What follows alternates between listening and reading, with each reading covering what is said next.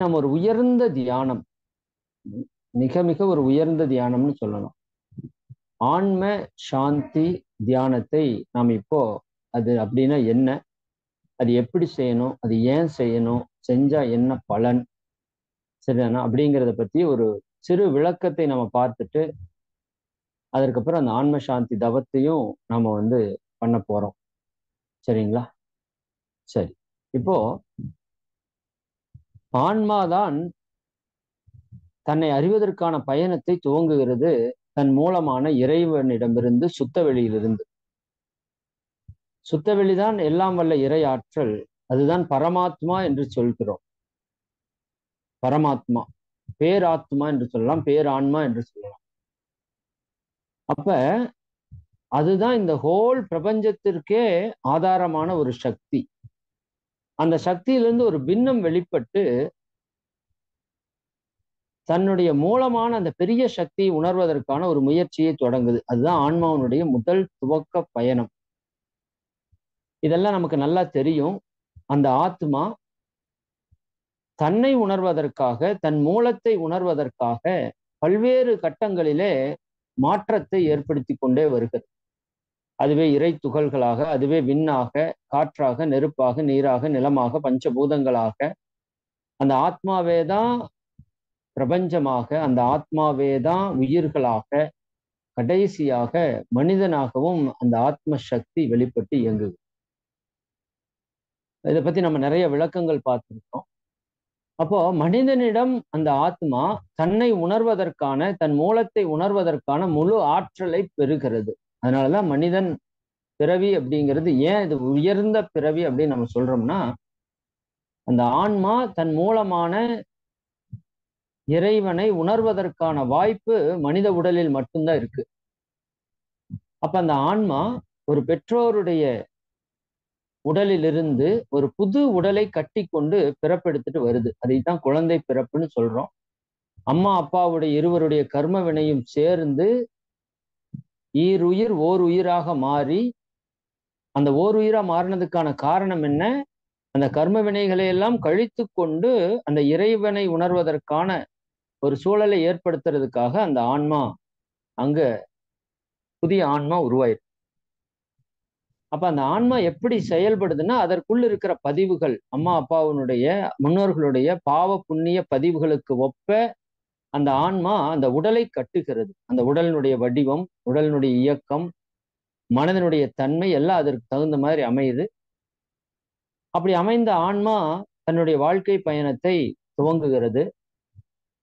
அப்போ சிறு பிள்ளை பிராயத்திலிருந்து ஒவ்வொரு படியா அது வளர்ச்சி பெற்று வருகிறது. அப்ப அந்த ஆத்மாவுக்கு நோக்கம் என்னன்னா, தன்னை உணரணும். அப்ப அதற்கு தடையா இருக்கிறது எதுன்னா, அந்த கர்ம வினைகள் தடையா இருக்கு. அப்ப அந்த கர்ம வினைகளை கழித்துக் கொள்வதற்கான வாய்ப்பை இன்னைக்கு நம்ம எவ்வளவு பேர் பெற்றிருக்கிறோம் அப்படின்னா, நான் அடிக்கடி சொல்லுவேன், இந்த மனவள கலை யோக பயிற்சி, வேதாத்திரிய பயிற்சியில் இணைந்திருப்பவர்கள் எல்லாம் மிகப்பெரிய புண்ணியசாலிகள், பாக்கியசாலிகள்னு சொல்லுவேன். ஏன்னா இந்த உலகத்தில் இருக்கிற 800 கோடி பேர்ல எத்தனை பேருக்கு ஒரு நல்ல உடல் கிடைத்திருக்கிறது அப்படின்னா கூட, அதுலயே கொஞ்சம் பேருக்கு நல்ல உடல் கிடைக்கல. 5 புலன்களும் சிறப்பாக அமைந்த நல்ல உடல் நிறைய பேர் கிடைக்கல. மனம் சரியான நிலையில நிறைய பேர் கிடைக்கல. அப்படி கிடைத்த போதும் எத்தனை பேருக்கு தான் யார், தான் எங்கிருந்து வந்திருக்கிறோம், எங்க போறோம், என்ன செய்யணும், என்ன செய்யக்கூடாது அப்படிங்கிறது தெரியல. உண்மையாலுமே தெரியல. எனக்கு தெரிஞ்ச இந்த 800 கோடி பேர்ல 1 கோடி பேருக்கு அது தெரிஞ்சாலே பெரிய விஷயம்னு நான் நினைக்கிறேன், என்னுடைய அறிவுக்கு எட்டி. ஏன்னா இந்த பயிற்சி எடுக்கிறதுக்கு முன்னாடி என்னுடைய நிலை எனக்கு தெரியுமில்ல, டோட்டல் ஜீரோ. லைஃப்னா என்னன்னே தெரியாது. இப்படிதான் மக்கள், பெரும்பாலான மக்கள் இருக்கிறத நம்ம பார்க்கோம். அப்போ நமக்கு ஒரு நல்ல குரு, அதுவும் ஞான மார்க்கத்தில் ஒரு குரு கிடைத்து, அந்த குருவின் மூலமாக நம்ம வாழ்க்கையினுடைய நோக்கத்தை அறிந்து அதற்கான பாதையிலே நம்ம பயணிக்கிறோம் அப்படிங்கிறது, எனக்கு தெரிஞ்ச அந்த கோடியில 1,00,000 பேருக்கு கூட உலகத்தில் அந்த வாய்ப்பு கிடைக்குமான்னு எனக்கு தெரியல. உலகத்தில் இருக்கிற 800 கோடிக்கு மேலான மக்கள்ல ஒரு 1,00,000 பேருக்காவது தான் யார், எங்கிருந்து வந்தோம், என்ன நோக்கத்துக்காக வந்தோம் அப்படின்னு தெரிந்து கொண்டதோடு மட்டும் இல்லாம, அதை அடைவதற்கான யோக பயிற்சிகளிலும் தொடர்ந்து ஈடுபடுவதற்கான வாய்ப்பை இந்த இயற்கை இயற்கையை பற்றி குறை சொல்ல முடியாது. நம்முடைய வினை நமக்கு விடாம அந்த சூழலை மிக மிக குறைவான அன்பர்கள் தான் அதை செய்து கொண்டிருக்காங்க. அவர்களிலே ஒருவராக நாம் இருக்கிறோம் அப்படிங்கிறது உண்மையாலுமே பெருமைப்பட வேண்டிய ஒரு விஷயம். நம்மை நாமே உயர்வாக மதிக்க வேண்டிய ஒரு விஷயம். அதனாலதான் நான் சொன்னேன், நாமெல்லாம் மிகப்பெரிய புண்ணியசாலிகள். நாம் வந்த நோக்கத்தை தெரிந்து அதற்கான பாதையிலே பயணித்துக் கொண்டிருக்கோம். நீ அடுத்த நிலை குரு, தன்னை உணர்தல் தான். அதுக்கப்புறம் இன்னும் உயர்ந்த நிலை இல்லை இந்த பூமியில். அப்போ அந்த விதத்துல நாம பயணித்துக் கொண்டிருக்கிறோம். அதுல மிக முக்கியமான விஷயம், இந்த ஆன்மா எந்த நோக்கத்திற்காக இந்த உடலை, உயிரை, மனதை எடுத்து இங்க வந்ததோ அந்த நோக்கத்தை அது நிறைவேற்றணும். அது நிறைவேற்றணுமா இல்லைங்களா? சரிங்களா? ஆனால் பெரும்பாலான மக்கள் என்ன பண்றது இல்லை அப்படின்னா, அந்த விஷயத்த முழுசா அவங்களால அச்சீவ் பண்ண முடியறது இல்லை. சரிங்களா? அந்த ஒரு கவி கூட நீங்க கேள்விப்பட்டிருக்கலாம். அந்த மின்மயானத்துல ஒரு பாடல் போடுவாங்க இல்லையா? எல்லாருமே கேட்டிருப்பீங்க. ரொம்ப அருமையான பாடல், வைரமுத்து அவர்களுடைய வரிகளில் வந்ததுன்னு நினைக்கிறேன். அழுகாத ஆள் கூட அழுவாங்க அந்த பாட்டு கேட்கிறப்ப. அதுல ஒரு வரி வரும், பூமிக்கு நாம் ஒரு யாத்திரை வந்தோம், யாத்திரை முடியும் முன் நித்திரை கொண்டோம் அப்படின்னு சொல்லுவான்.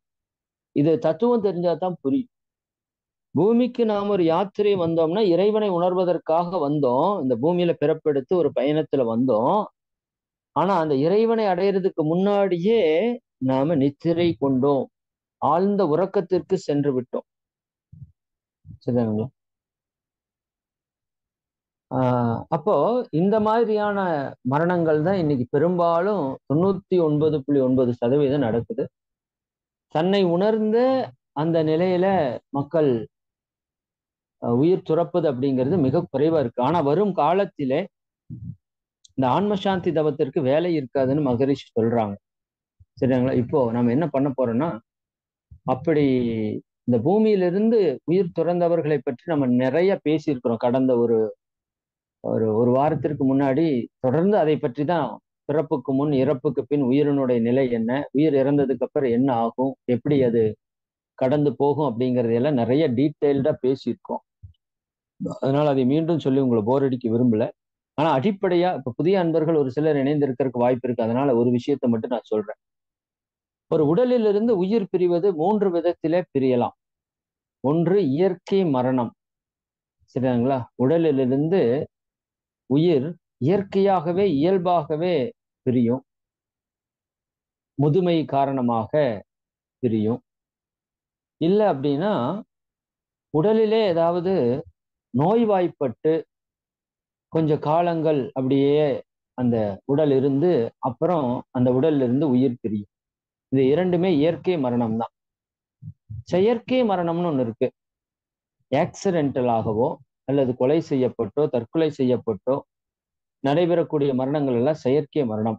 மூன்றாவது ஒரு மரணம் இருக்கு, ஜீவன் முக்தி என்று பெயர். இந்த உடல்ல இருந்து உயிர் பிரியாமலேயே உடலுக்குள்ளேயே உயிரை நிறுத்திவிட்டு மன இயக்கத்தை கொண்டு போய் இறைவனோடு இணைச்சு கொள்ளக்கூடிய நிலை சித்தர்களுடைய ஜீவ சமாதி நிலை அப்படின்னு சொல்றோம். இந்த 3 நிலையில ஒரு மனிதனுக்கு மரணம் நிகழலாம். அப்ப ஜீவ சமாதி நிலை தான் இனி வரக்கூடிய காலங்கள்ல நிறைய மக்கள் அடைவாங்கன்னு மகரிஷி எழுதுறாங்க. இன்னொரு 100 ஆண்டுகளுக்கு பிறகு ஒவ்வொரு மனிதனும் தன்னுடைய மரணத்தை தானே நிர்ணயிக்கக்கூடிய அளவிலே இருக்கிறதுக்கு வாய்ப்பு இருக்கு. உலக சமாதான நிலைப்பாட்டுல மகரிஷி அவங்க அதை குறிப்பிடுறாங்க. வேணுங்கிறப்ப நம்ம உயிரை நாம நிறுத்தி கொண்டு இறைவனோடு இணைந்து விட முடியும் அப்படின்னு மகரிஷி எழுதியிருக்காரு. அதற்கான சூழல் இப்ப நிறைய உருவாயிட்டு இருக்கு. இப்ப நிறைய பேர் அப்படி ஆகிறதையும் நம்ம பார்க்கணும். அப்ப இந்த இயற்கை செயற்கை மரணத்துல என்ன நிகழுது அப்படின்னா, இந்த உடல்ல இருக்கிற உயிர் இந்த உடலை விட்டு பிரிகிறது. இந்த உடலும் உயிரும் இணைஞ்சிருந்தா அதுக்கு பேரு வாழ்க்கைன்னு பேர். இந்த உடலும் உயிரும் பிரிஞ்சிருச்சுன்னா அதுக்கு பேர் மரணம் என்று பெயர். சரிங்களா? அப்ப இந்த உடலும் உயிரும் பிரிந்த உடனேயும் நாம என்ன நினைக்கிறோம், இந்த உடலை கொண்டு போய் நாம பஞ்சபூதங்களோட இணைச்சிடறோம். ஒன்று நெருப்புக்கு இரையாக்குறோம், இல்லாட்டி பஞ்சபூதத்தினர் மண்ணிலே உள்ள கொடுக்குறோம். அதுல பஞ்சபூதங்களும் பிரிந்து சென்று விடுகிறது. இந்த உடல்ங்கிறது பஞ்சபூத கூட்டு. ஆனா இந்த ஆன்மான்னு ஒண்ணு இருக்கு பாத்தீங்களா? நம்முடைய பதிவுகளை எல்லாம் பெற்றிருக்கிற ஒரு ஆன்மான்னு ஒண்ணு நமக்குள்ள இருக்கு. நீங்க பாக்குறது, கேட்கறது, நினைக்கிறது, சொல்றது, செய்யறது அத்தனையும் உள்ள ஒரு ரெக்கார்டு பண்ற ஒரு சிஸ்டம் இயற்கை வச்சிருக்கு. அந்த திணிவு பெற்ற காந்த களத்தை நம்ம ஆன்மா, ஆத்மா என்று சொல்லுகிறோம். இந்த உடல் பிரிஞ்சு அழிஞ்சு போயிரும். ஆனா அந்த ஆத்மா அழியாது. நல்லா புரிஞ்சுக்கோங்க. அதனாலதான் சொல்லுவாங்க நாமெல்லாம் ஆத்மா. சரி, அந்த மரணம் எவ்வளவு பேருக்கு பெரிய துன்பத்தை, துயரத்தை கொடுக்குது. ஏன் கொடுக்குதுன்னா, அந்த மனிதன் தான் ஆத்மா என்று தெரியல. அந்த மனிதன் தான் உடல் என்று நினைத்துக் கொள்கிறான். அப்ப உடல் மரணித்தால் தானும் மரணித்து விடுவோம் அப்படின்னு நினைக்கிறான். அதனாலதான் இங்க சிக்கலே, துன்பமே. ஆனா மகான்கள் என்ன சொல்றாங்க, இந்த உடல் நீ அல்ல. சரி, இது உன்னுடைய ஒரு கருவி. இந்த ஆன்மா தன்னுடைய கர்ம வினைகளை கழிப்பதற்காக இந்த உடலை எடுத்துக்கொண்டு வந்திருக்கிறது. இந்த உடல் நீ அல்ல, இந்த உடல் உன்னுடைய கருவி. இந்த உடல் தோன்றலாம், மறையலாம். ஆனால் இந்த ஆத்மாக்கு என்ன கிடையாது? தோற்றமும் கிடையாது, மறைவும் கிடையாது, பிறப்பும் கிடையாது, இறப்பும் கிடையாது. நாம அந்த ஆத்மா தான் நாம அப்படின்னு புரிஞ்சுக்கிறதுக்கு தான் இத்தனை யோகங்கள், தியானங்கள், பயிற்சிகள் எல்லாமே. யார் ஒருவருக்கு தான் ஆன்மா என்று புரிந்து விட்டதோ அவருக்கு மரணத்தை பற்றிய பயம் இருக்காது. மகிழ்ச்சி கூட ஒரு இடத்துல சொல்லுவாங்க, நான் செய்ய வேண்டியதெல்லாம் செஞ்சுட்டேன், சரிதானா, இனி என்னுடைய காலம் முடிய போகுது அப்படின்னு சொல்றப்ப நிறைய பேர் கூட இருக்கிறோம் சொல்லுவாங்க, சாமி என்ன இந்த வார்த்தை சொல்றீங்க, எதுக்கு இப்படி சொல்றீங்க அப்படி. அப்ப மகிழ்ச்சி கேஷுவலா சொல்லுவார், நான் ஒரு நாள் இறக்கத்தானே போறோம், இறந்தா இந்த உடல் தான் அழிஞ்சிருமே தவிர நான் இருப்பனா இல்லையோ அப்படின்னு அந்த வார்த்தை சொல்லியிருப்பார். நீங்க நிறைய பேர் அந்த வீடியோ கேட்டிருக்கலாம். உடல் தான் அழியுமே தவிர நான் இருப்பேன். எங்க இருப்போம்? இந்த பிரபஞ்சம் முழுக்க மகான்கள் நிரம்பி இருக்கிறாங்க. நீங்க கூப்பிடுறப்பவெல்லாம் அவங்களுடைய ஆத்ம சக்தியை உணர முடியும். அவங்க மட்டும் இல்லைங்க, நம்ம வீட்டுல இருந்த இறந்தவர்கள் அனைவருமே ஆத்ம சக்தியாக இருக்கிறார்கள்.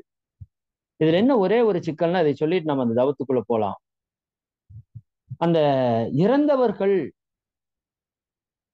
ஒரு நிறைவான மனோநிலையில இறந்திருந்தாங்க அப்படின்னா, சரிங்களா, அந்த ஆத்மாவில எந்த விதமான பாவப்பதிவுகளும் கலங்கங்களும் இல்லாம, ஏக்கங்களும் இல்லாம அவங்க இறந்திருந்தாங்க அப்படின்னா, அந்த ஆன்மா அந்த உடல் இறந்த உடனேயே அந்த உடல்ல இருந்து அப்படியே பிரிந்து மேல் நோக்கி பயணிக்கிறதுக்கு ஆரம்பிச்சு.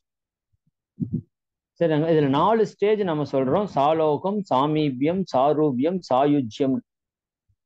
அதாவது இந்த பூமி இருக்கிற நம்ம பூமி இருக்கிற அளவுக்கு ஒரு நிலை, இந்த பூமியை கடந்து சூரிய மண்டலம் அளவுக்கு ஒரு நிலை, சூரிய மண்டலத்தை கடந்து பிரபஞ்சம் அளவுக்கு ஒரு நிலை, பிரபஞ்சத்தை கடந்து இறைவன் வரைக்கும் ஒரு நிலை. 4 நிலை. எந்த ஆன்மாவிலே பதிவுகள் இல்லையோ, தூய்மையாக இருக்கிறதோ அந்த ஆன்மா, சரிங்களா, கீழே விட்ட உடனே கேஸ் பலூனை கட்டி வெட்டி விட்டீங்கன்னா என்ன ஆகும்? அப்படியே சல்லுன்னு மேல போகும்ல, அந்த ஆன்மா சல்லுன்னு மேல போய் இறைவனோட இணைஞ்சு. ஆனால் பதிவுகள் இருக்கிற ஆன்மா எங்க இருக்கும்னா இந்த பூமியிலேயே இருக்கும். ஆசா பாசங்கள் நிறைந்து இருக்கிற அந்த ஆத்மா, சரிங்களா, இந்த பூமியிலேயே அது இருக்கும். அப்ப எந்த மரணம் நிகழ்ந்தாலும் அந்த ஆத்மா இந்த உடலை சுற்றியே சிறிது காலம் இருக்கும்னு சொல்றாங்க. சரிதானுங்களா? அதுக்கு தான் அந்த சடங்குகள், சம்பிரதாயங்கள் எல்லாமே பண்ணி அந்த ஆத்மாவினுடைய பதிவுகளை அவர்களுடைய குழந்தைகள் ஈர்த்து இணைத்துக் கொள்வது அப்படிங்கிறது அந்த சடங்கு சம்பிரதாயங்கள். அந்த ஆத்ம சக்தி அந்த குழந்தைகளோடு இணைவதற்கு குறைஞ்சது 16 நாட்களை அதை எடுத்துக்கொள்ளும். 31 நாட்களும் ஒரு சிலர் எடுக்கிறாங்க, 30 நாள் 31 நாள் எடுக்கிறாங்க. ஆனால் ஒரு 16 நாளாவது அந்த ஆத்ம சக்தி நம்மோட இணையறதுக்கு எடுத்துக்கும். நீங்க அப்ப கவனிக்கலாம், அந்த குடும்பத்தில் இருக்கிற ஆணோ பெண்ணோ எந்த ஆன்மா கூட அந்த இறந்தவர்களுடைய ஆத்ம சக்தி நெருங்கிய தொடர்பு இருக்குதோ அவங்களுக்குள்ள ஒரு மாற்றத்தை நீங்க பார்க்கலாம். நிறைய பேர் நீங்க பார்த்திருக்க. முந்தா நேத்து கூட ஒரு அம்மா இங்க வந்திருந்தாங்க. அவங்க சொன்னாங்க, அவங்க சின்ன வயசுல பெருசா பேசவே மாட்டாங்களாம். சும்மா எதுவுமே பேச மாட்டாங்க, ரொம்ப அமைதியான கேரக்டர். ஆனா அவங்க அம்மா தவறுனதுக்கு அப்புறம் அவங்களோட நடை உடை பாவனை எல்லாமே மாறி போட்டாங்க, பயங்கரமா பேசுறதுக்கு ஆரம்பிச்சு. அப்ப எல்லாருமே சொல்லுவாங்களாமா, நீ என்ன உங்க அம்மா மாதிரியே பேசுற, சரிதானா? அப்ப இதெல்லாம் நீங்க கண்ணுக்கு முன்னாடி பாக்குற நிறைய ப்ரூஃப், சரிதானுங்களா? அப்ப அந்த ஆத்ம சக்தி அவர்களோட குழந்தைகளோட இணைந்து கொள்ளக்கூடிய ஒரு சூழலை இயற்கையில இறைநிலை ஏற்படுத்தி வச்சிருக்கு. ஏன் அது நம்ம கூட இணையணும் அப்படின்னா, அந்த ஆத்மா உடலை விட்டு பிரிஞ்சிருச்சு.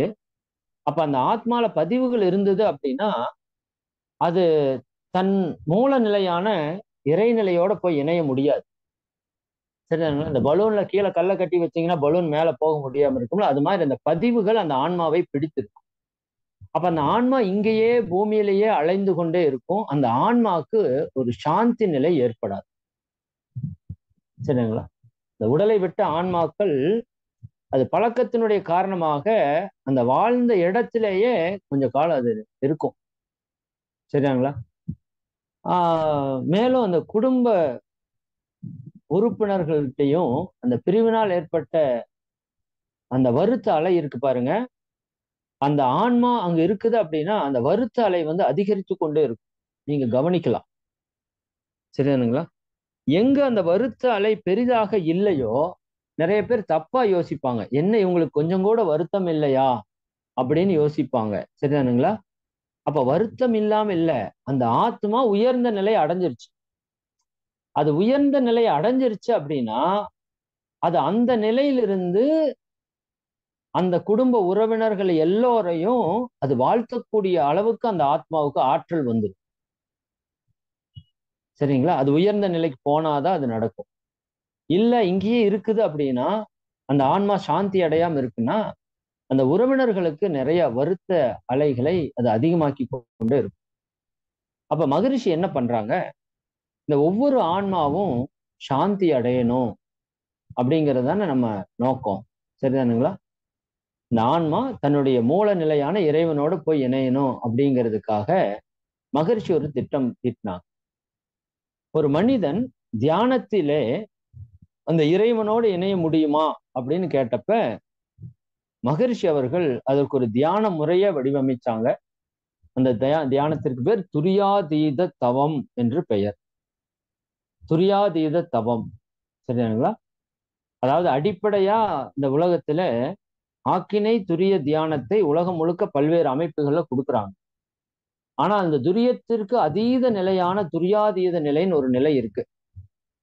அந்த நிலையில தியானம் செய்யும் போது நாம எத்தனை ஜென்மங்களாக எடுத்து வந்த கர்ம வினைகளும் சஞ்சித கர்ம வினைகள்னு சொல்லுவாங்க.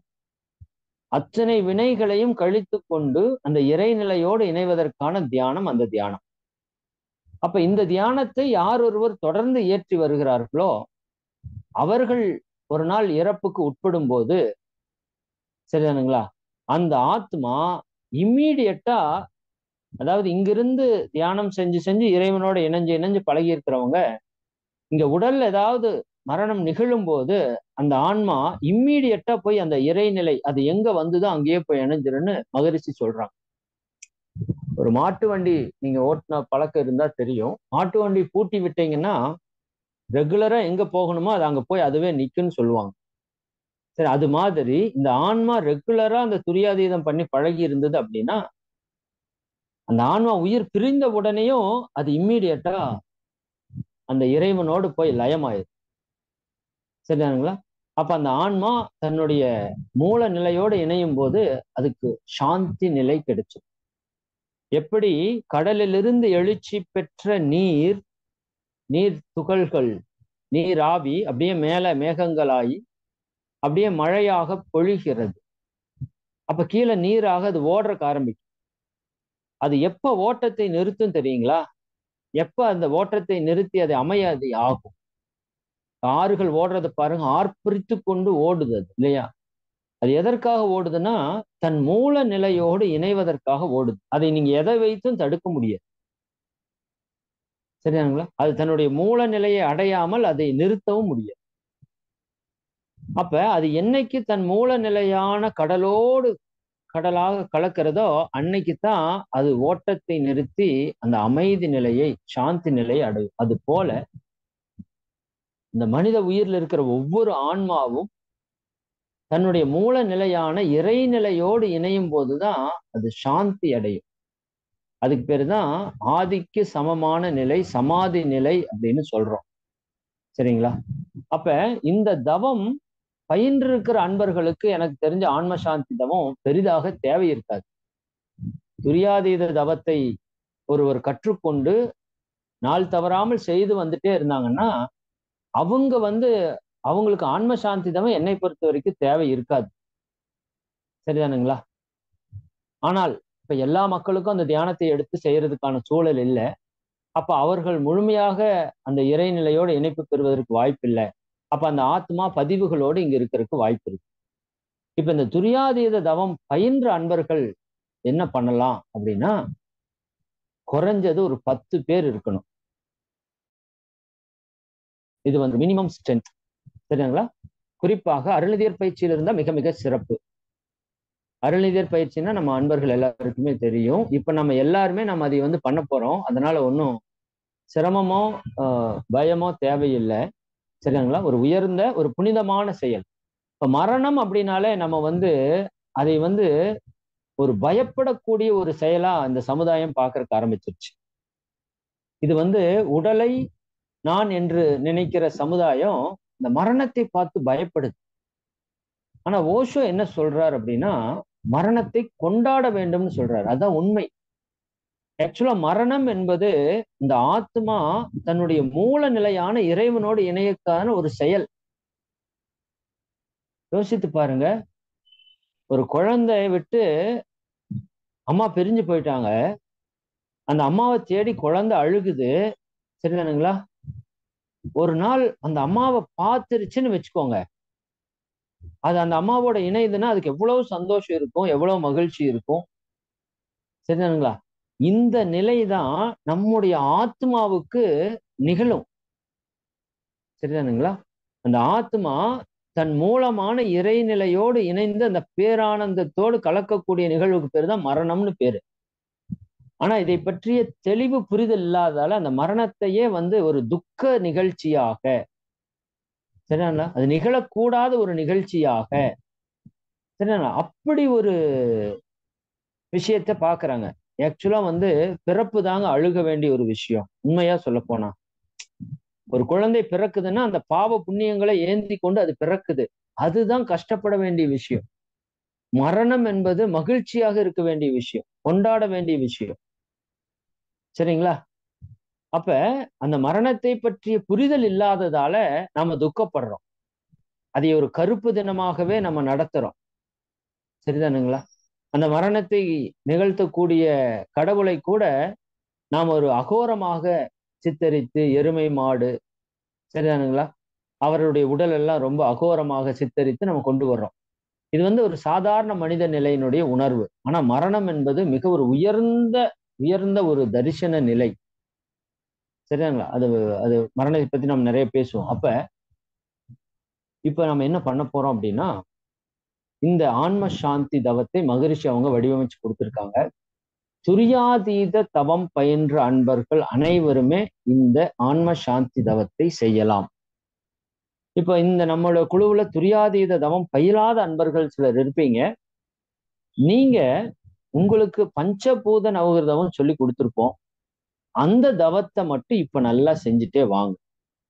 சரிதானுங்களா? போதும். அந்த அளவுக்கு பண்ணீங்கன்னா போதும். துரியாதீத தவத்தை யாரெல்லாம் பயிற்சியை, தியானத்தை, தீட்சையை பெற்றிருக்கிறீர்களோ நீங்க எல்லாருமே இந்த தியானத்தை இப்ப செய்யலாம். சரிங்களா? இது குறிப்பாக இந்த ஒரு நாள் மட்டும் செய்யக்கூடிய தியானம் அல்ல.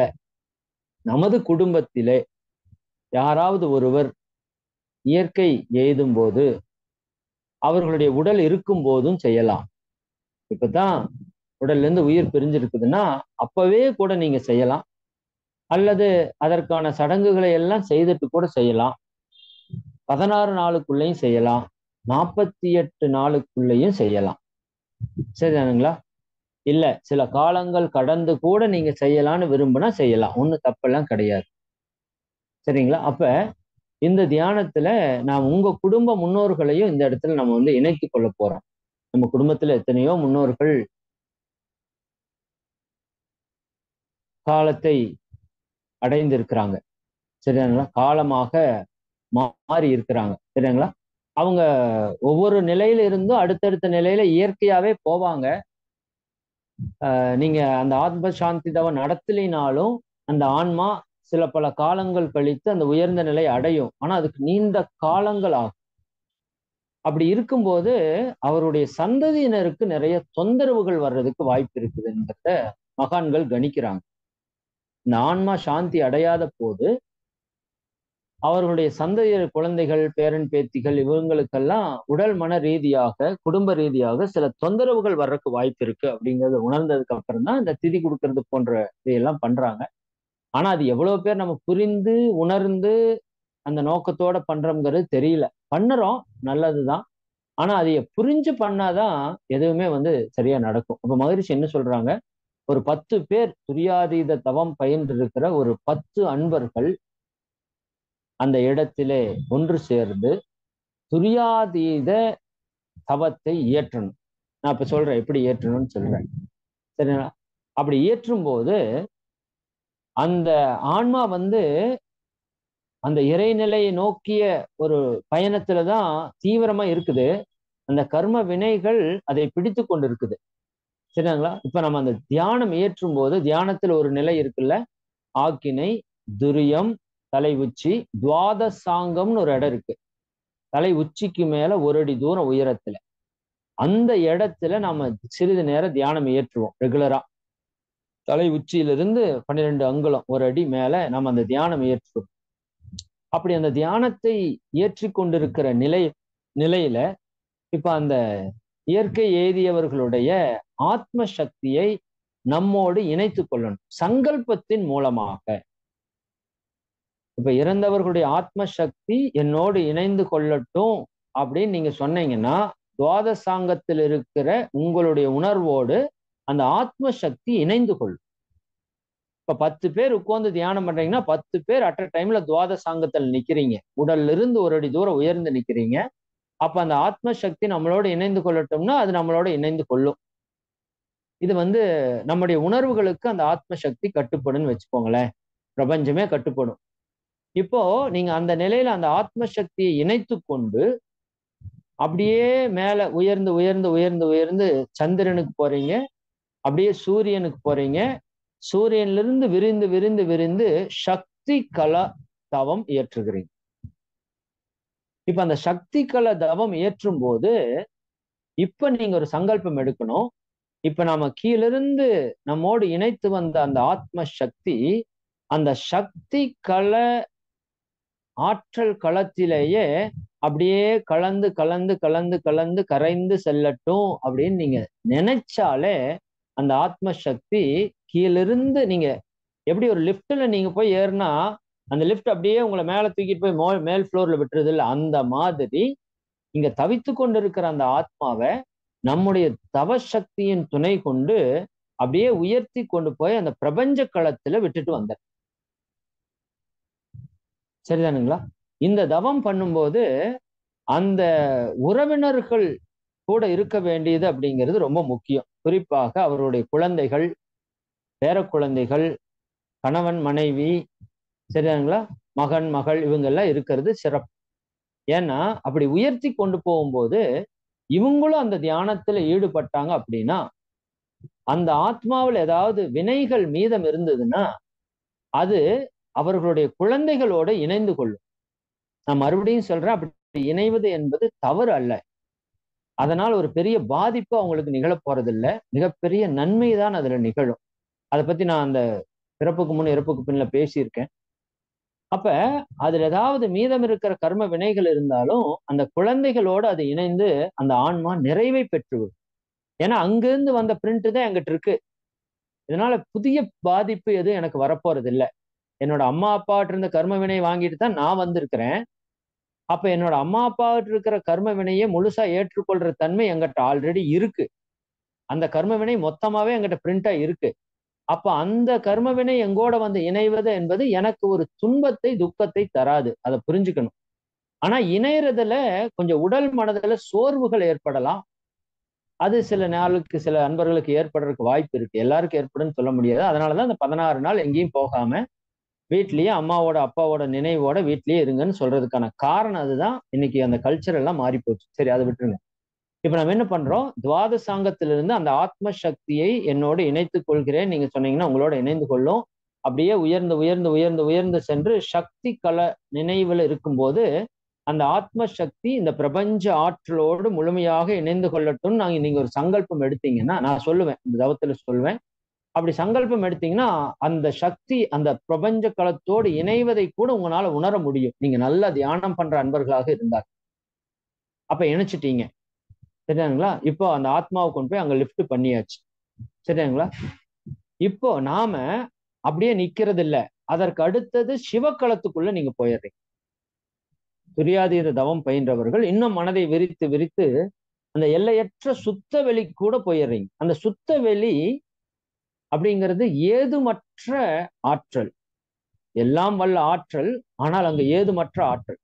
அப்ப அந்த சுத்த வெளியோட போய் நீங்க இணையும் போது எப்படி சொல்றது, உங்க உடம்புல ஏதாவது ஒரு சேர் ஏதாவது ஆயிடுச்சு, சரிங்களா, ஒரு தண்ணியில போய் அப்படியே குளிச்சுட்டு வந்தீங்கன்னா நீங்க சுத்தமாகறீங்கல்ல, அந்த மாதிரி நீங்க சுத்த வெளியில போய் இணையும் போது அது ஃபுல் அண்ட் ஃபுல்லா நம்மளை என்ன பண்ணிடும், பியூர் பண்ணிடும், நம்முடைய கர்ம வினைகளையும் போக்கிரும்.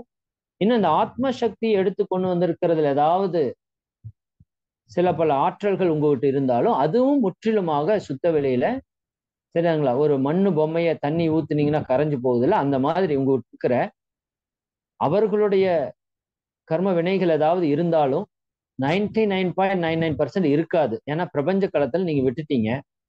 இருந்தாலும் ஒரு முன்னெச்சரிக்கையாக நீங்க அந்த சக்தி களத்திலிருந்து சிவகளத்துக்கு போகும்போது நம்மகிட்ட இருக்கிற எல்லா பதிவுகளும், நம்மளோட முன்னோர்களோட பதிவுகளும் சரி, இன்னொரு ஆத்மால இருந்து வந்த பதிவுகள் எல்லாமே முற்றிலுமாக நீங்கிரும். நீங்க நினைச்சாலே நினைக்காட்டி நீங்கிரும். நெருப்புல போய் ஒரு பொருளை போட்டுட்டு எரியணும்னு நீங்க நினைச்சாதான் எரியாது, நீங்க போட்டாலே எரிஞ்சிடும்.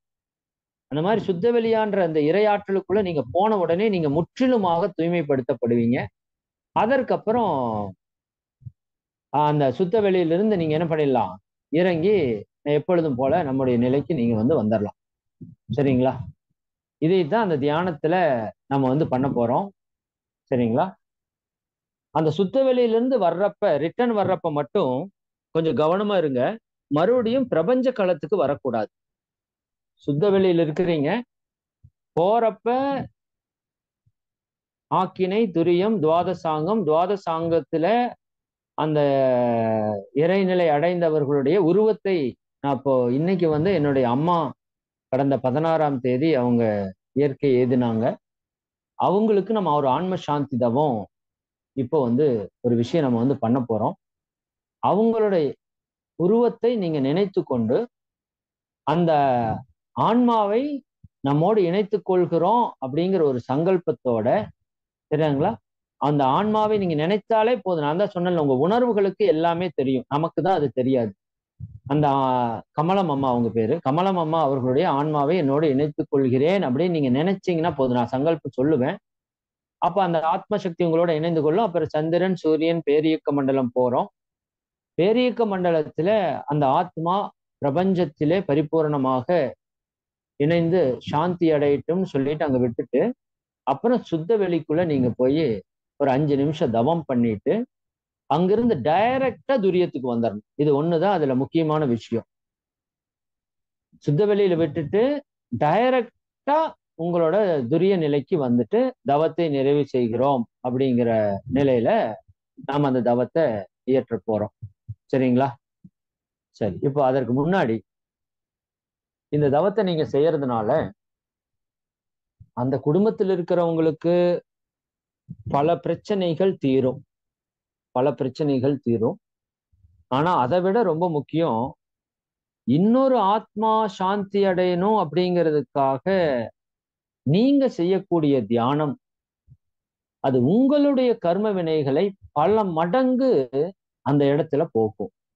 அதுதான் இந்த தியானத்துக்கு ஏன் இவ்வளவு முக்கியம் நம்ம சொல்றோம் அப்படின்னா, இன்னொரு ஆன்மா விடுதலை ஆகணும், சாந்தி அடையணும், சரிங்களா, அப்படிங்கிறதுக்காக நாம நம்முடைய தவ ஆற்றலை பயன்படுத்துவது அப்படிங்கிறது உலகத்தில் மிகச்சிறந்த விஷயம். சரிங்களா? ஒரு ஆன்மாவை உயிர்ப்பிப்பதை தவிர உலகத்தில் மிகச்சிறந்த தொண்டு எதுவும் கிடையாதுன்னு மகரிஷி சொல்றாங்க. அதுல முதல் நிலை தியானத்துல தீட்சை கொடுத்து அந்த ஆன்மாவை உயர்ந்த நிலைக்கு எடுத்துட்டு போறது. சரிதானுங்களா?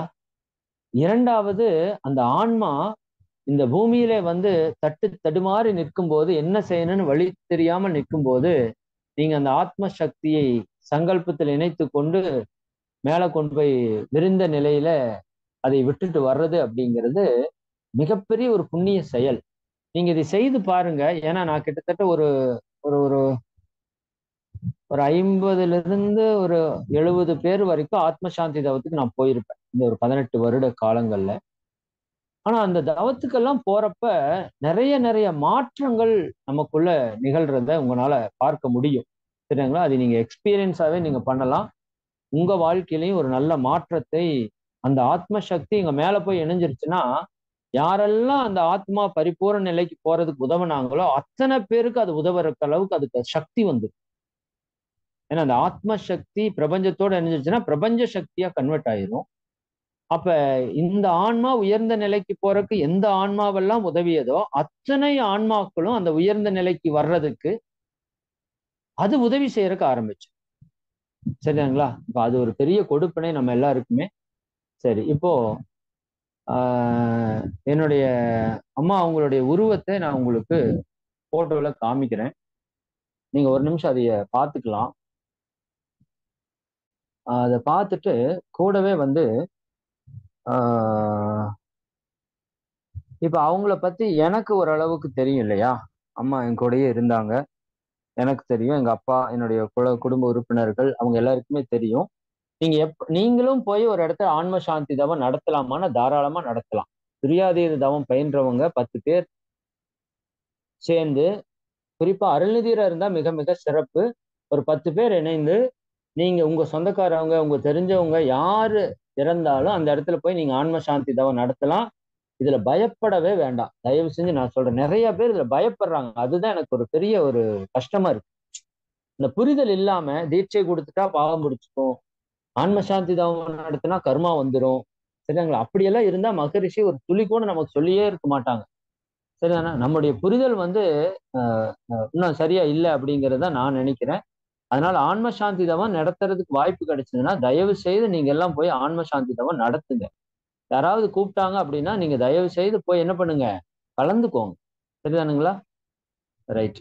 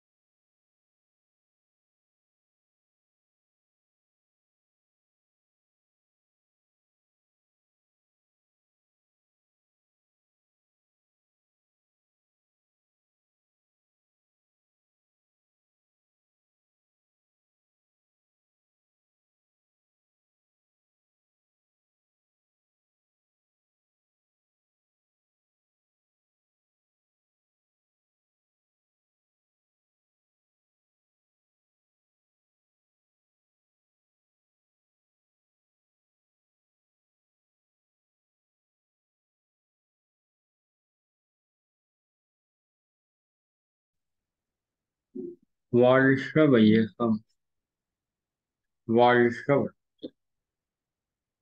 குரு வாழ்க, குருவே அருட்பேராற்றல் அருட்பேராற்றல் இரவும் பகலும் எல்லா நேரங்களிலும் எல்லா இடங்களிலும் எல்லா தொழில்களிலும் உறுதுணையாகவும் பாதுகாப்பாகவும் வழிநடத்துவதாகவும் அமையுமாக. ஆசான் அருட்தந்தை வேதாத்திரி மகரிஷி அவர்களே நம்மோடு சுக்குமமாக நிறைந்திருந்து இன்றைய தெய்வீக நிகழ்வுகள் அனைத்தையும் மிக சிறப்பாக நிகழ்த்தி கொடுப்பாராக. எல்லாம் வல்ல அருட்பேராற்றலையும் அதன் அனைத்து தன்மாற்ற நிலைகளையும் நன்றியுணர்வோடு வணங்கியும் வாழ்த்தியும் இந்த நிகழ்வை துவங்கும். வாழ்க வளமுடன், வாழ்க வளமுடன். நண்பர்களே, தியானத்திற்கு நம்மை தயார்படுத்துவதற்காக சிறிது நேரம் அசைவற்று அமர்ந்திருக்கின்ற நமது பரு உடலையே கூர்ந்து கவனிப்போம்.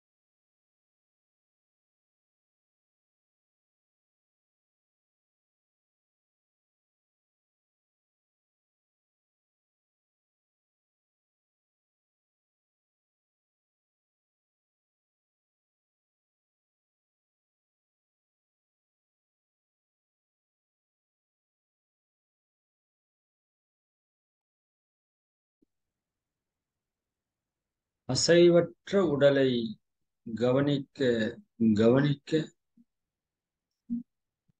மனமும் எண்ணங்களிலிருந்து விடுபட்டு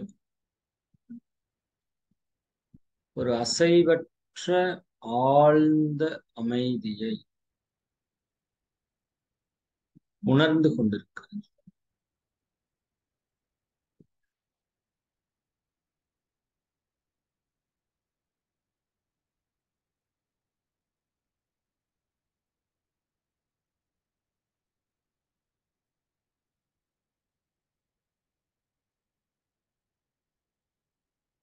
ஆழ்ந்த அமைதி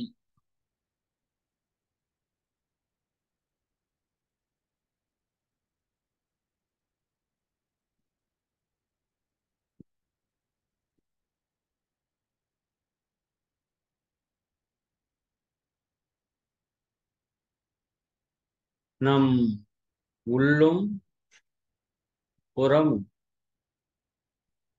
ஆழ்ந்த அமைதியே நிலவுகிறது.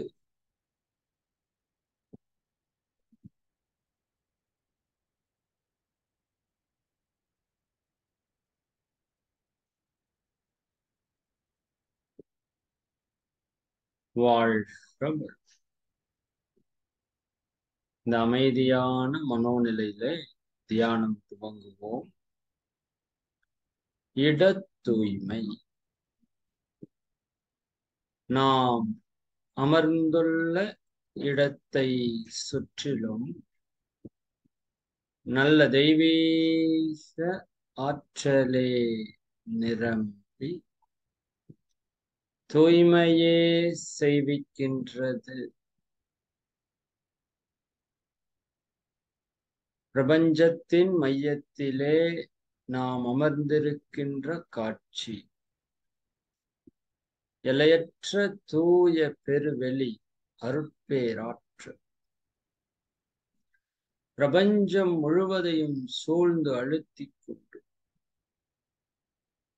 பிரபஞ்சத்தில் உள்ள பல கோடி அண்டங்கள், நட்சத்திரங்கள், கோள்கள் இவற்றினுடைய தெய்வீக சக்திகளையும் தன்னோடு இணைத்துக் கொண்டு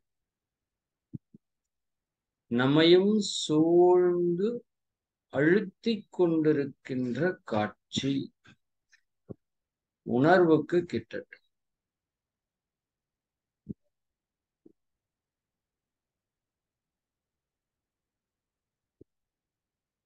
அருளாற்றல் பாய்ச்சுதல், அருட்பேராற்றல் உடலிலே உயிரிலே அலை அலை அலை அலை அலை அலை அலை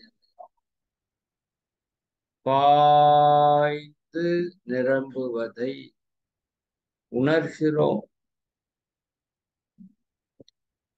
நம்மை சூழ்ந்துள்ள அந்த தெய்வீக பிரபஞ்ச இறை சக்தி சதா சர்வ காலங்களிலும் எல்லா திசைகளிலிருந்து நம்முள் அலை அலை அலை அலை அலை அலை அலையா பாய்ந்து நிரம்புவதை உணர்கிறோம்.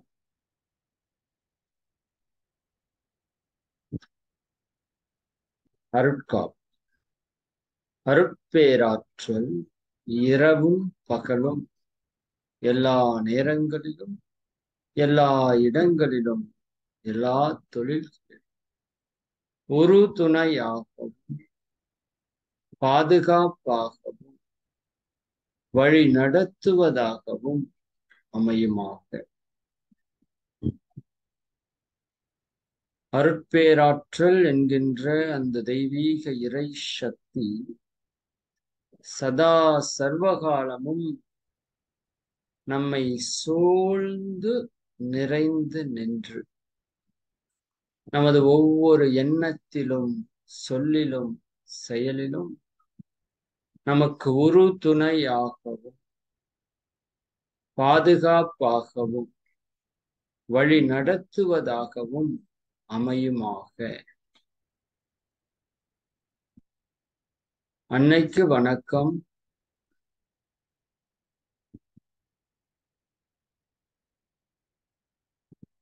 தந்தைக்கு வணக்கம்.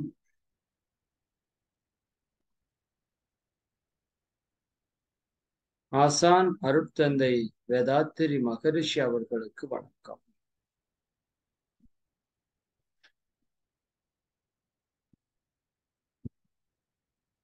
இதுகாரும் இப்பிரபஞ்சத்திலே தோன்றி சித்தர்கள், மகான்கள், யோகியர்கள், ஞானியர்கள், ரிஷிகள், மகரிஷிகள், அறிவில் அறிவாய் நிலைத்து அறம் வகுத்தோர் அதை வாழ்ந்து காட்டி அனைத்து ஞான பெருமக்களையும் ஒரு சேர நினைந்து நன்றியுணர்வோடு வணங்கிக் கொள்.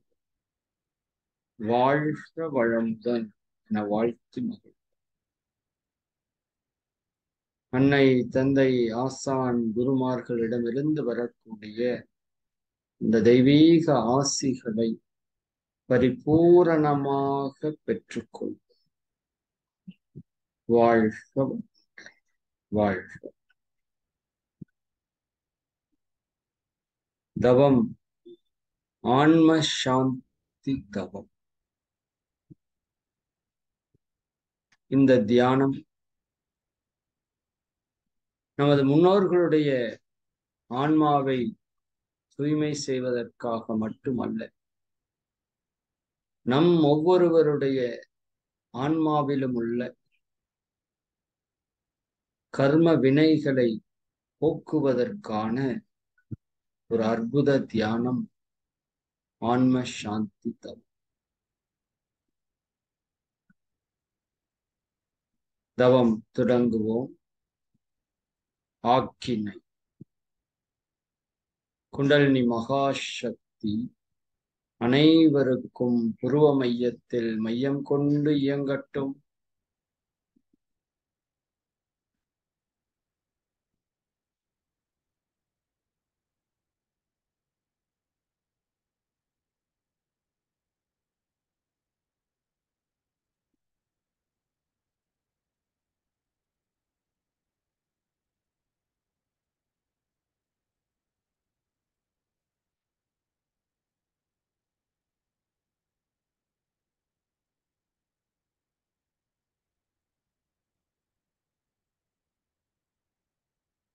ஆக்கினை முழு கவனமும் ஆக்கினையில் குவியட்டும்.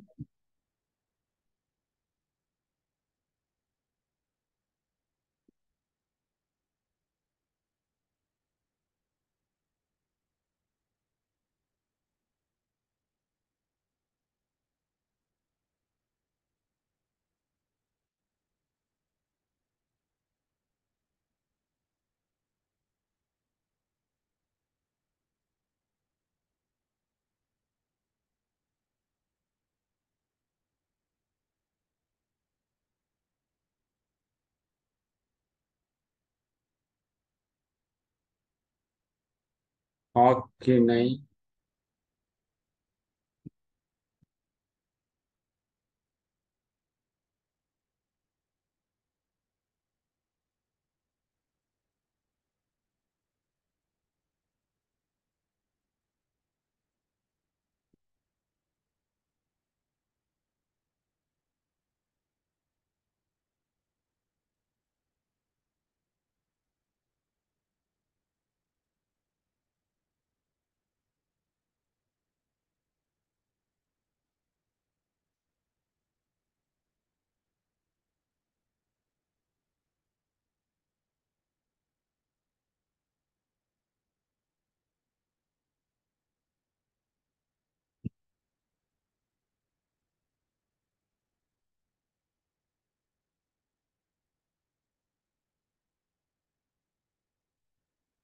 இன்னும் ஒடுங்கி ஒடுங்கி ஒடுங்கி ஒடுங்கி வா.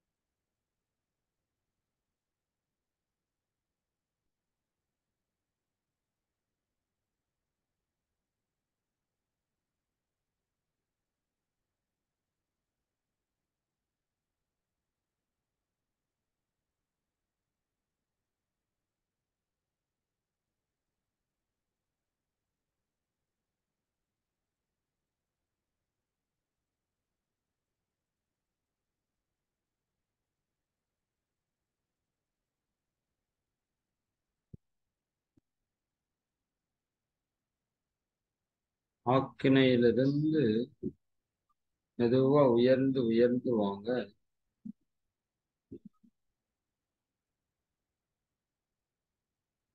துரியம்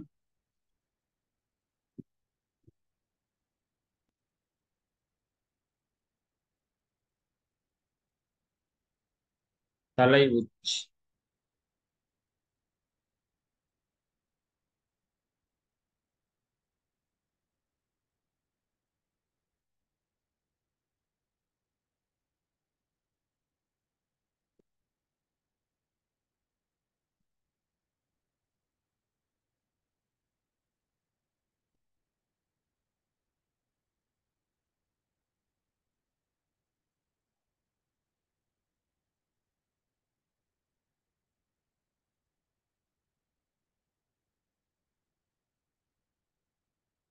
துரியம்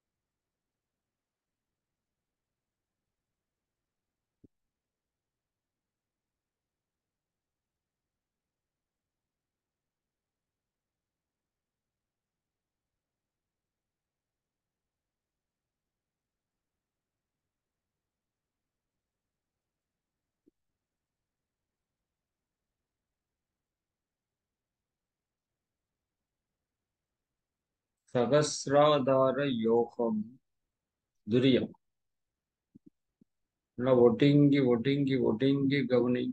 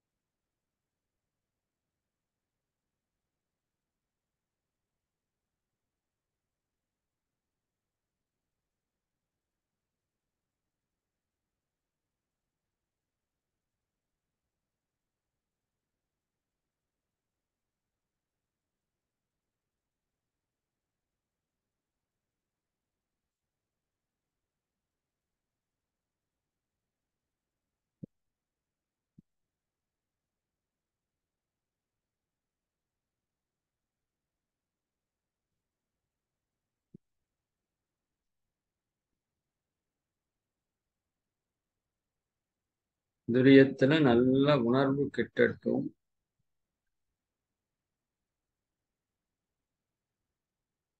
இப்போ உலகத்திலே பல்வேறு இடங்களிலே அமர்ந்து நாம் தியானித்துக் கொண்டிருக்கிறோம்.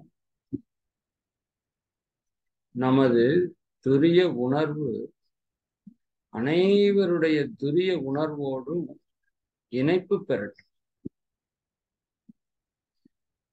நீங்க இணைப்பு பெறட்டும் நினைச்சா போதும், அந்த ஆற்றல் இந்த நொடியிலே இணைந்துள்ள அனைத்து ஆத்மாக்களுடைய துரிய உணர்வோடும் அது இணைந்து கொள்ளும்.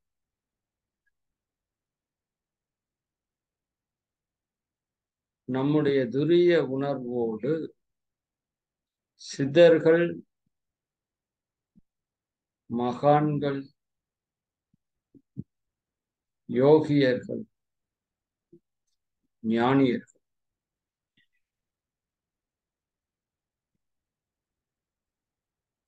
அனைவருடைய அந்த ஆற்றலும் இணைப்பு பெறுவதை உணர்ந்து பாருங்க.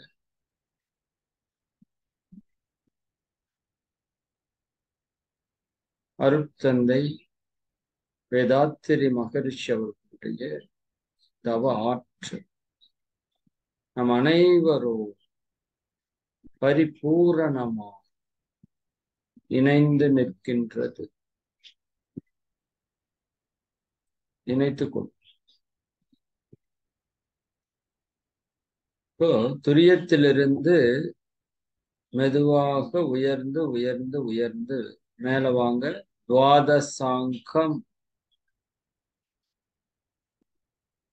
தலை உச்சியிலிருந்து ஒரு அடி தூரம் அப்படியே உயர்ந்து துரியாதீதம் பயின்றவர்கள் என்னோடு வாங்க. மற்ற அன்பர்கள் அவரவர்கள் நிலைக்கேற்ற தவத்தை ஏற்றிக் கொள்ளுங்கள். துவாதசாங்கம்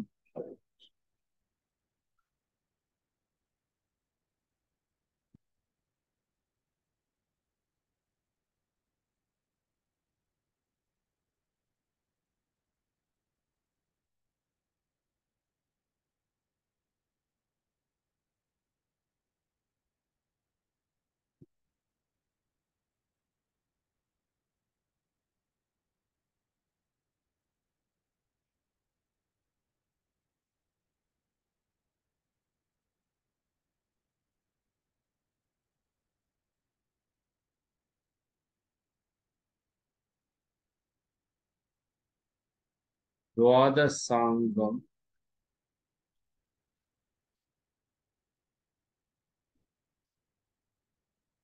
தலை உச்சியிலிருந்து ஒரு அடி தூரம் உயர்ந்து நிற்கிறோம். இப்ப ஒரு சங்கல்பம். நமது முன்னோர்களை நினைந்து கொள்ளுங்க.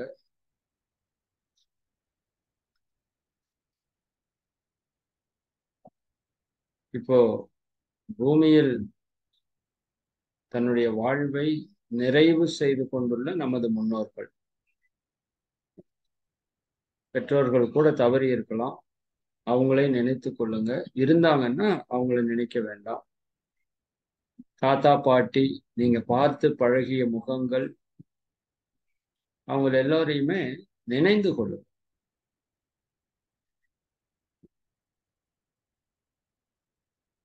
அதற்கும் முன்னால் முன்னால் முன்னால் பல ஜென்மங்களாக இருந்த நமது முன்னோர்கள் அனைவரையும் நினைந்து கொள்கிறோம். நன்றியுணர்வோடு வணங்கிக் கொள்கிறோம்.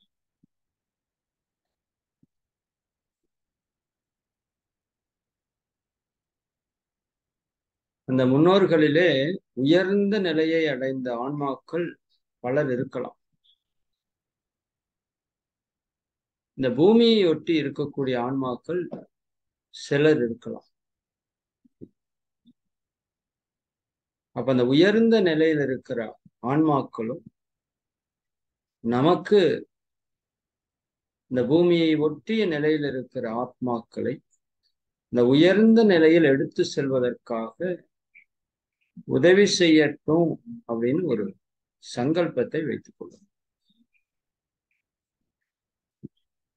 இப்போ நமது முன்னோர்கள் அனைவருடைய ஆத்ம சக்தியையும் நம்மோடு இணைத்துக் கொள்ளும்.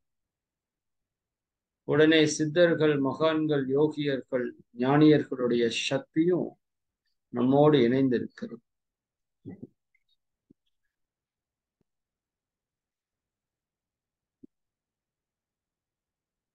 இப்ப நம்முடைய ஆத்ம சக்தியோடு நமது முன்னோர்களுடைய ஆத்ம சக்தியும் குரு மகான்களுடைய தவ ஆற்றலும் இணைந்திருப்பதை உணர்ந்து பாருங்கள்.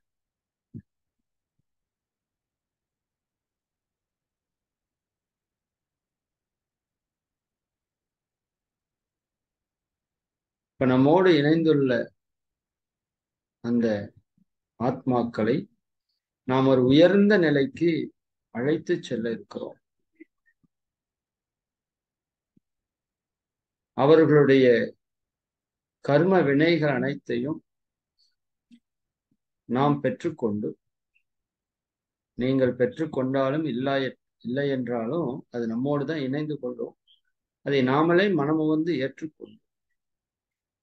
நீங்கள் உங்களுடைய கர்ம வினைகளை எல்லாம் கொடுத்து விட்டு அந்த உயர்ந்த சாயுஜ்ய நிலையிலே சென்று ஆன்ம அமைதி பெற்று பிரபஞ்ச உயிர்கள் அனைத்தையும் வாழ்த்துவதற்காக இந்த நிகழ்வை நிகழ்த்துகின்றோம் என்ற ஒரு உணர்வையும் அவர்களோடு பகிர்ந்து கொண்டு அப்படியே அப்படியே உயர்ந்து வாங்க, உயர்ந்து வாங்க, உயர்ந்து வாங்க, உயர்ந்து வாங்க.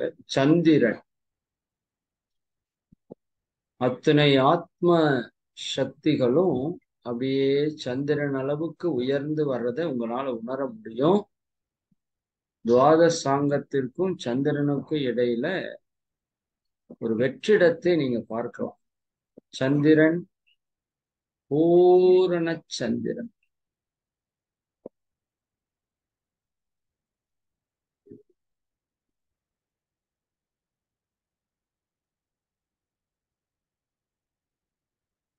இப்ப சந்திரன்ல இருந்து இன்னும் உயர்ந்து வாங்க, உயர்ந்து வாங்க, உயர்ந்து வாங்க. நல்லா உயர்ந்து உயர்ந்து உயர்ந்து உயர்ந்து வாங்க. சூரியன் 9 கோடி மைல் தொலைவிலே உள்ள சூரியன் அத்தனை ஆத்ம சக்திகளும் அப்படியே அந்த உயர்ந்த நிலைக்கு வந்திருக்கிறத பாருங்க.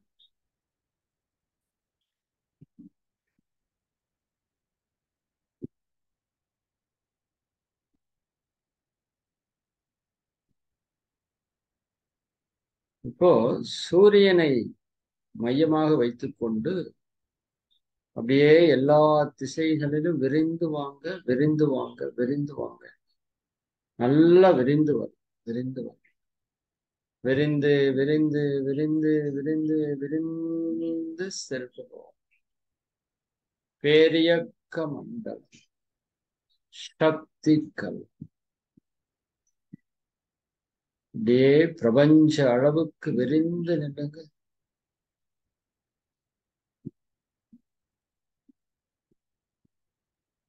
மேலும் கீழும், முன்னும் பின்னும், இடமும் வலமும் தூய பிரபஞ்சம் வான்காந்த கடலோடு கலந்து கரைந்து நிற்கிறோம்.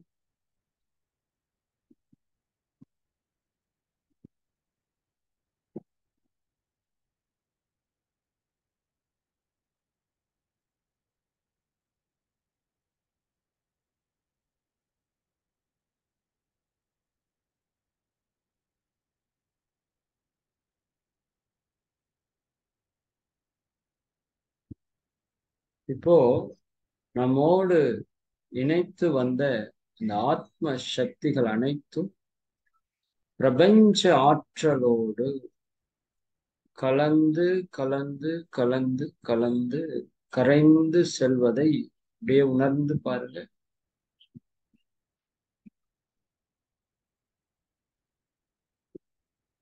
நமது முன்னோர்கள் அனைவருடைய ஆத்ம சக்தியும் தூய வான்காந்த பேராற்றலோடு கலந்து கலந்து கரைந்து கரைந்து செல்லட்டும்.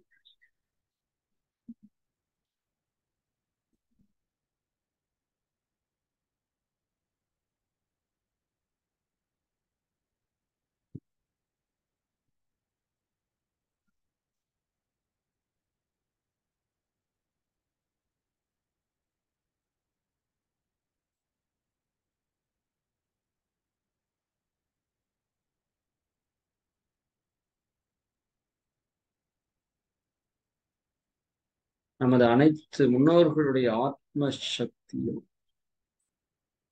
பரிபூரணமாக தூய்மை பெற்று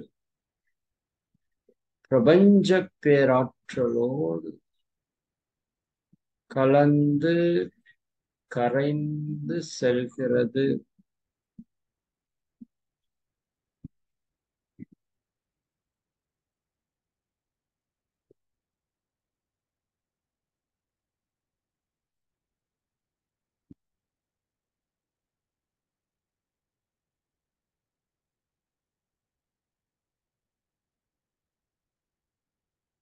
வாழ்க வளம்.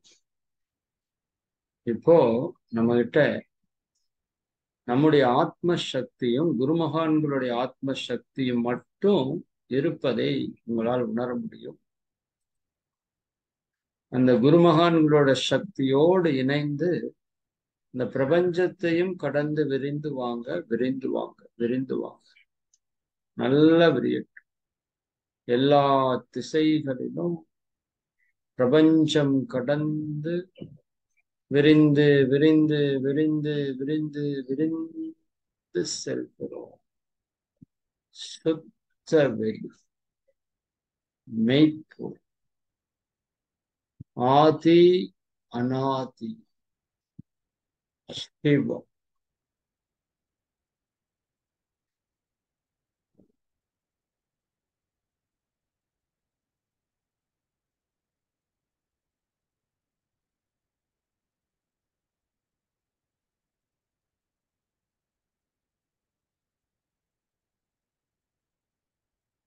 அசைவற்ற பெருவெளியோடு கலந்து கரைந்து நிற்கிறோம்.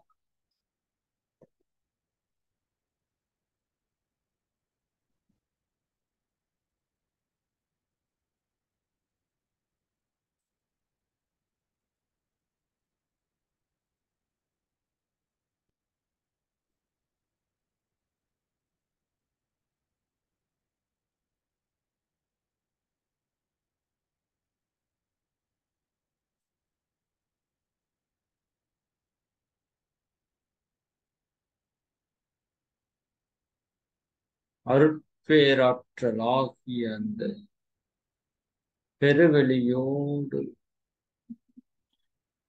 இணைந்து நிற்கும்.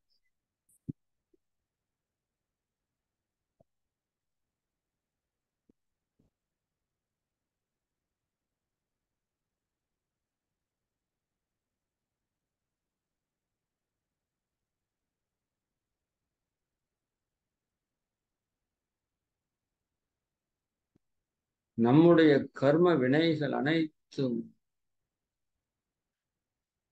இறைநிலையோடு கலந்து கரைந்து கரைந்து செல்வதை உணர்ந்து கொண்டிருக்கு.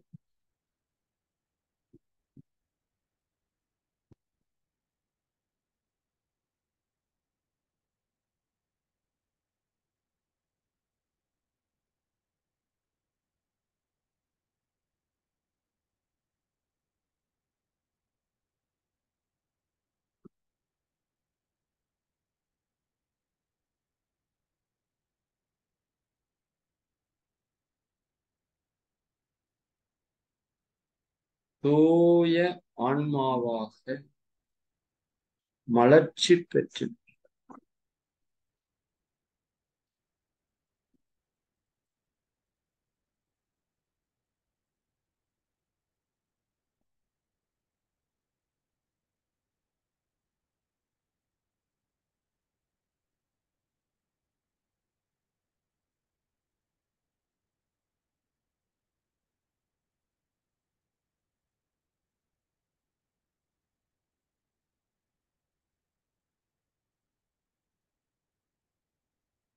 அருட்பேராற்றலோடு கலந்து கரைந்து இறைநிலையாகவே மாறி நிற்கும்.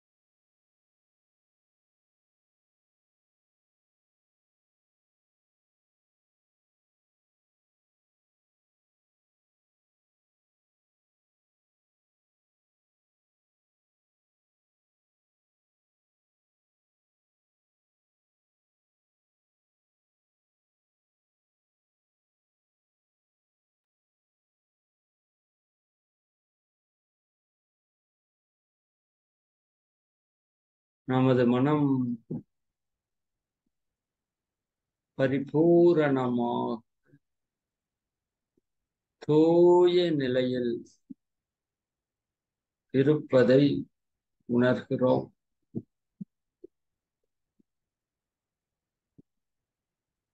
அந்த தூய உணர்விலிருந்து அப்படியே நேர துரியத்துக்கு வாங்க. துரியம் தலை உச்சி.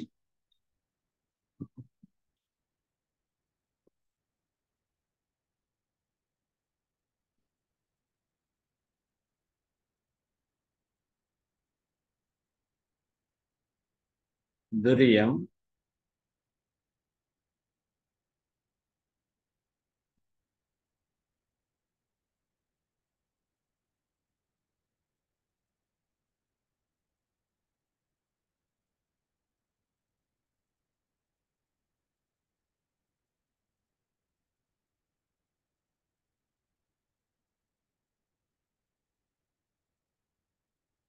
இன்னும் துரியத்துல ஒடுங்கி வாங்க, ஒடுங்கி வாங்க.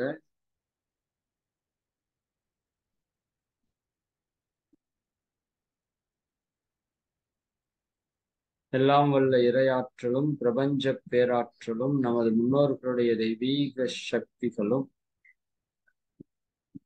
நம்மை பரிபூரணமாக வாழ்த்திக் கொண்டிருக்கின்ற காட்சி. பல ஆண்டுகளாக, பல 100, 1000 ஆண்டுகளாக இந்த உயர்ந்த நிலையை அடைவதற்கு போராடி கொண்டிருந்த ஆத்ம சக்திகளை இன்று நாம் பரிபூரணமாக பிரபஞ்ச களத்திலே கலந்திருக்கிறோம். அனைத்து நமது முன்னோர்களுடைய தெய்வீக ஆசிகளையும் நாம் முழுமையாக பெற்றிருக்கின்றோம். இந்த தெய்வீக வாழ்த்துக்கள் நமது முன்னோர்கள் அனைவரும் இந்த பிரபஞ்ச களத்திலிருந்து நம்மை வாழ்த்துவதை உணர்ந்து பார்.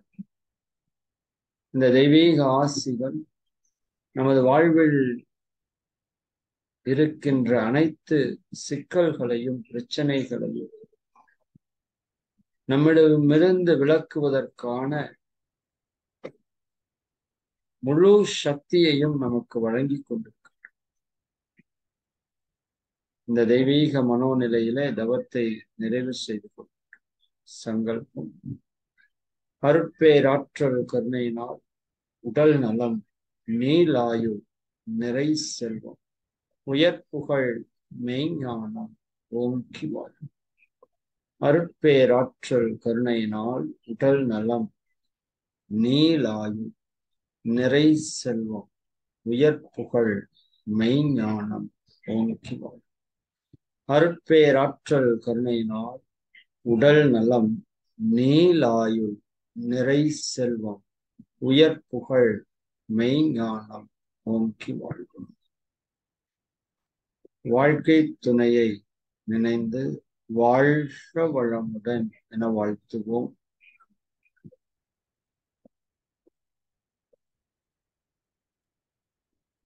பெற்ற மக்கட் செல்வங்களை நினைந்து வாழ்த்துவோம்.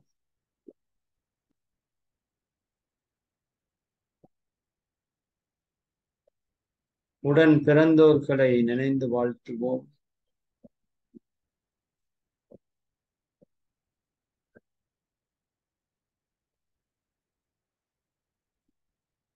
நெருங்கிய உறவினர்கள், நண்பர்கள், சுற்றத்தார்கள் அனைவரையும் நினைந்து வாழ்த்துவோம்.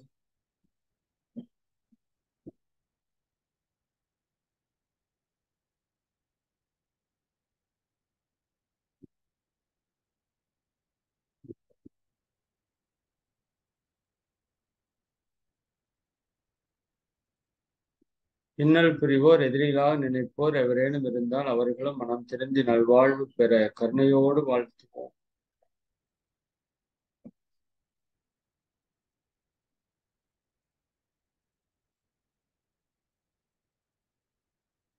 தொழில்துறையிலே நம் தினசரி கடமைகளிலே நம்மோடு தொடர்புடைய அனைத்து அன்பர்களையும் நினைந்து வாழ்த்துவோம்.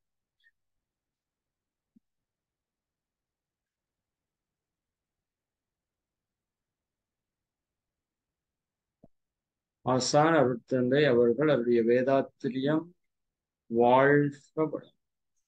உலக சமுதாய சேவா சங்கம் வாழ்க வளம்.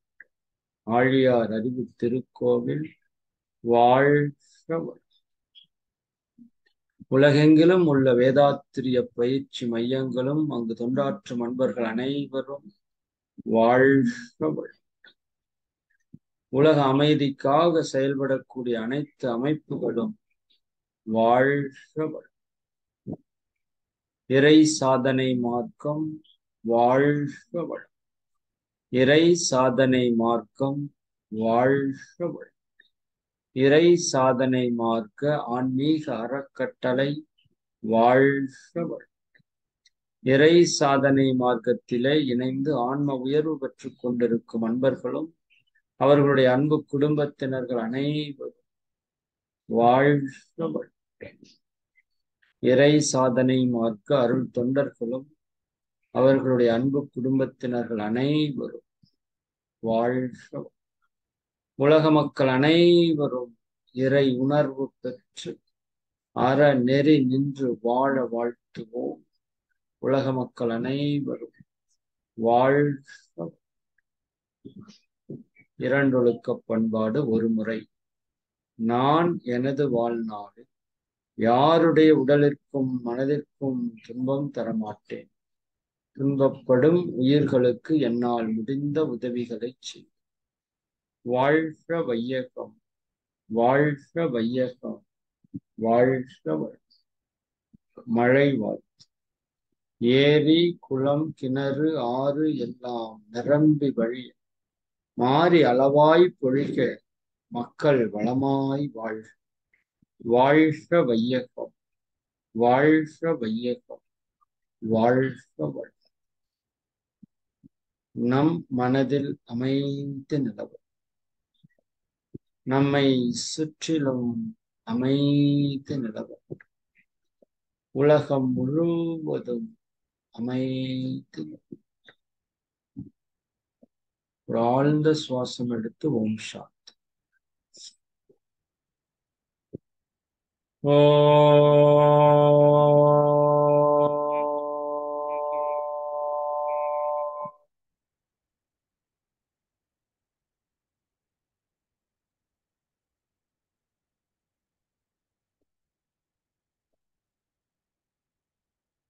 சாந்தி சாந்தி சாந்தி.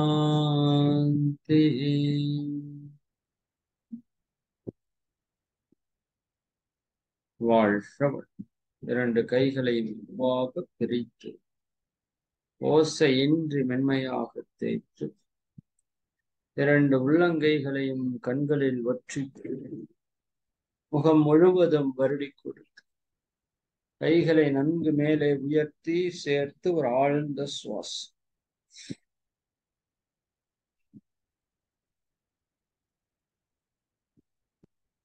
மெதுவாக கைகளை கீழே இறக்கி தவத்தினை நிறைவு செய்வது.